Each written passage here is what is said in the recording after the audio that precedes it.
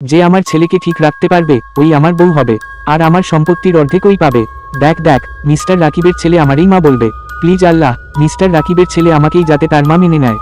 ছেলে দরজা খুলো, তোমার নতুন আম্মু আমি। কেন, ছেলের তো কঠিন মা লাগবে। সরি, আমার ছেলের মা তো 8 বছর আগে। একটা কাজ করি, মিস্টার রাকিবের বাড়ি থেকে চলে যাই। তখনই প্রিয়া চলে আসে। প্রিয়া, তুমি এখানে কি করতেছো? এই জায়গা তোমার লেভেলের বাইরে। এমনিতেও তোমার কি লেভেলটা আছে? আর কে বলছে যে আমি এখানে আসতে পারবো না? আপনার এখানে আসার জন্য অ্যাপয়েন্টমেন্ট নিতে হবে।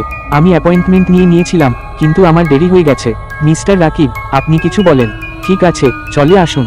অনেক অনেক ধন্যবাদ মিস্টার রাকিব। বন্ধুরা, তোমাদের একটা লাইকে আমি অনেক সাহস পাবো, এই জন্য তাড়াতাড়ি লাইক করো। ছেলে, তুমি কি আমার জন্য দরজাটা খুলবা? যখন আমার মতো সুন্দরী কিছু করতে পারে নাই, তোর মতো বোবরা মেয়ে কি করবে? ভিতর থেকে কোনো আওয়াজই আসলো না, মনে হয় আমাদের যেতে হবে।